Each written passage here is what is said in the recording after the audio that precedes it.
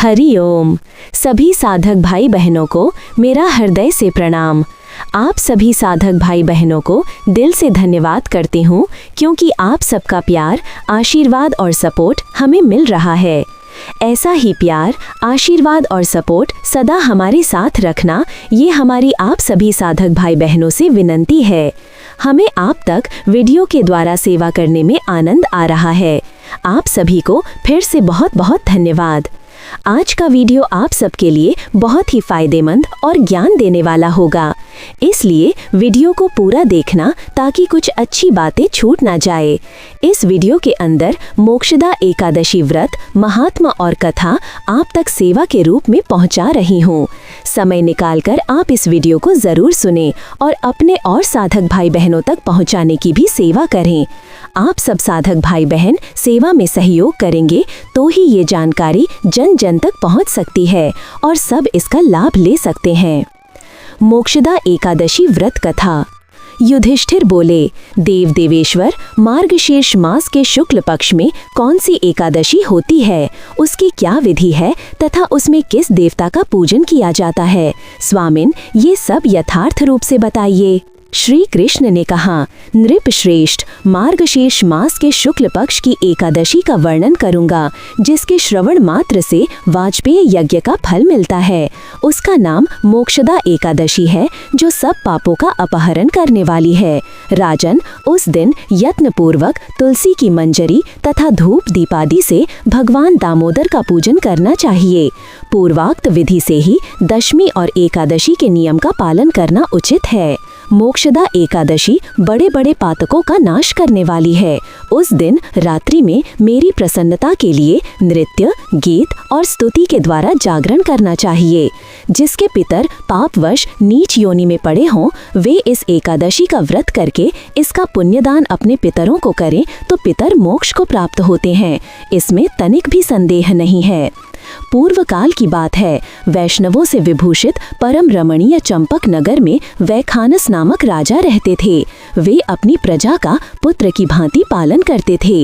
इस प्रकार राज्य करते हुए राजा ने एक दिन रात को स्वप्न में अपने पितरों को नीच योनि में पड़ा हुआ देखा।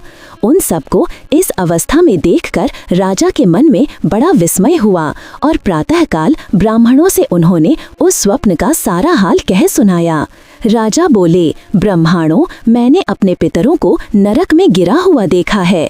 वे बारंबार रोते हुए मुझसे यूं कह रहे थे कि तुम हमारे तनुज हो, इसलिए इस नरक समुद्र से हम लोगों का उद्धार करो। द्विजवरों, इस रूप में मुझे पितरों के दर्शन हुए हैं, इससे मुझे चैन नहीं मिलता। क्या करूं, कहाँ जाऊं, मेरा हृदय रुंधा जा रहा है। द्विजोत्तमों, वह व्रत, वह तप और वह योग जिससे मेरे पूर्वज तत्काल नरक से छुटकारा पा जाएं, बताने की कृपा करें। मुझ बलवान तथा साहसी पुत्र के जीते जी मेरे माता पिता घोर नरक में पड़े हुए हैं, अतः ऐसे पुत्र से क्या लाभ है?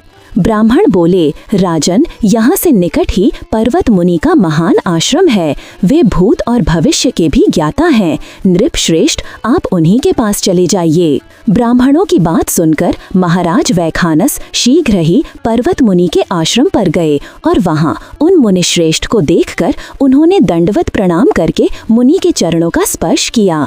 मुनि ने भी राजा से राज्य के 7 अंगों की कुशलता पूछी। राजा बोले, स्वामिन, आपकी कृपा से मेरे राज्य के 7 अंग सकुशल हैं, किंतु मैंने स्वप्न में देखा है कि मेरे पितर नरक में पड़े हैं।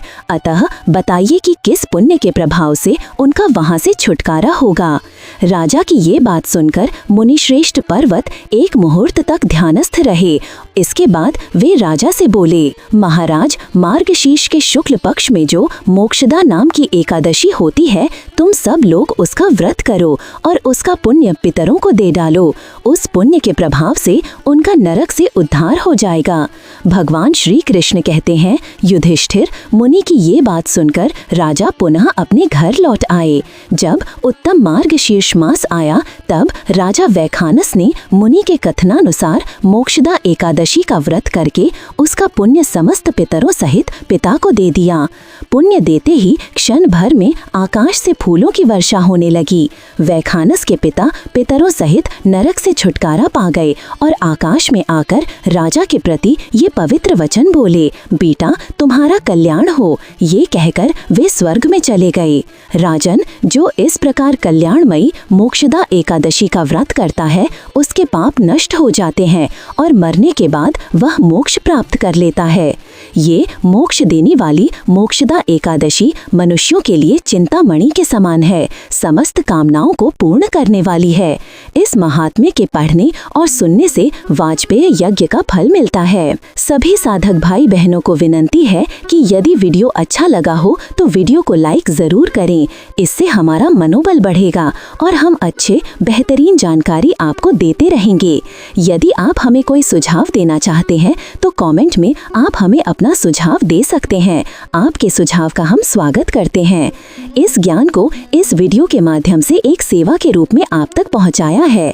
मेरी विनंती है कि वीडियो अपने सभी साधक भाई बहनों तक पहुंचाने की सेवा करें।